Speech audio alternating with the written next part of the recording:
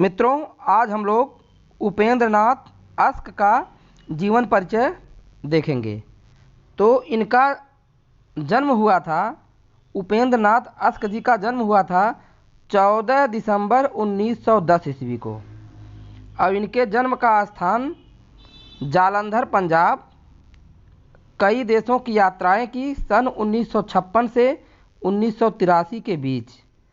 अब इनकी मृत्यु हुई थी 19 जनवरी 1996 ईस्वी। अब इनका संपूर्ण जीवन परिचय देख लीजिए। प्रसिद्ध नाटककार एवं एकांकीकार उपेंद्र नाथ अस्क का जन्म 14 दिसंबर 1910 ईस्वी को जालंधर, पंजाब में एक मध्यवर्गीय ब्राह्मण परिवार में हुआ था। डीएवी कॉलेज जालंधर से बीए करने के बाद अध्यापन और फिर लाहौर में पत्रकारिता किया। 1936 ईस्वी में कानून की परीक्षा में विशेष योग्यता लेकर उत्तीर्ण हुए। 1939 से 41 ईस्वी तक प्रीत लड़ी के उर्दू हिंदी संस्करणों का संपादन किया। 1941 से 44 ईस्वी तक ऑल इंडिया रेडियो दिल्ली में नाटककार और हिंदी सलाहकार के रूप में रहे। 1944 ईस्वी में सैनिक समाचार के हिंदी संस्करण का संपादन किया। 1944 से 46 ईस्वी तक फिल्मिस्तान, मुंबई में पटकथा और गीत लिखने के साथ साथ अभिनय किया। 1947 ईस्वी में यक्ष्मा रोग से ग्रस्त होकर पंचगनी सेनेटोरियम में रहे। 1948 में रोग मुक्त होकर इलाहाबाद, उत्तर प्रदेश में अस्थायी निवास बनाया और पूर्ण रूप से लेखन कार्य में जुट गए। 1951 ईस्वी में प्रगतिशील लेखक संघ के स्वागताध्यक्ष हुए। 1965 ईस्वी में केंद्रीय संगीत नाटक अकादमी द्वारा सम्मानित किए गए। 1972 ईस्वी में सोवियत लैंड नेहरू पुरस्कार आपको प्राप्त हुआ।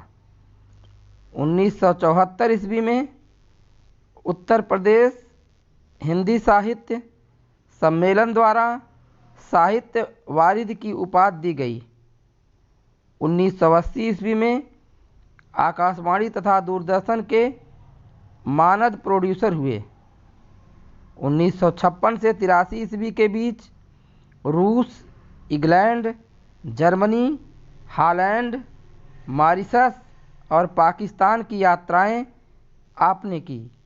19 जनवरी 1996 ईस्वी को आप गोलोकवासी हो गए। कृतियाँ। अस्क जी की लेखन शक्ति प्रौढ़ और भाव जगत व्यापक है। इन्होंने उपन्यास, कहानी, नाटक, एकांकी, कविता, निबंध, संस्मरण आदि सभी क्षेत्रों में विपुल साहित्य का निर्माण किया है, किंतु इनकी उपलब्धि नाटक, एकांकी, उपन्यास और कहानी के क्षेत्र में विशेष महत्वपूर्ण है। नाटक के प्रति आपकी रुचि बचपन से ही थी।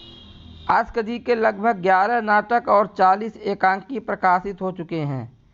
इनके नाटकों में बड़े खिलाड़ी, अंजो दीदी, अलग अलग रास्ते, जय पराजय, आदि मार्ग, पैतरे, छठा बेटा, स्वर्ग की झलक, भंवर, अंधी गली, मेरा नाम बिएट्रिस है आदि है।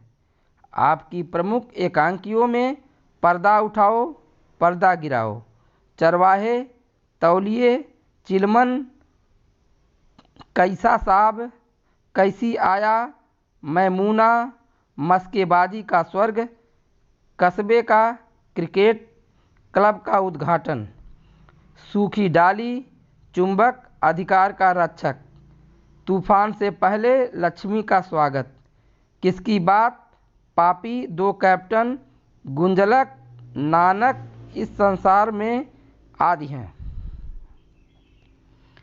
साहित्य अवदान। आस्क जी ने मध्यवर्गीय जीवन का चित्रण बड़ी सूक्ष्मता से किया है। सामाजिक और व्यक्तिगत दुर्बलताओं पर प्रहार करने वाले व्यंग्य और प्रहसन एकांकी भी लिखे हैं। इनमें चरित्र चित्रण की मनोवैज्ञानिक गहराई रहती है। रंगमंच की दृष्टि से आस्क जी के एकांकी बहुत सफल हैं। वे प्रायः जीवन की अति साधारण और परिचित समस्याओं घटनाओं पर निर्मित होते हैं और बिना कल्पना का सहारा लिए ही मन में उतर जाते हैं। इनके संवाद आडंबरहीन, चुस्त और सहज होते हैं।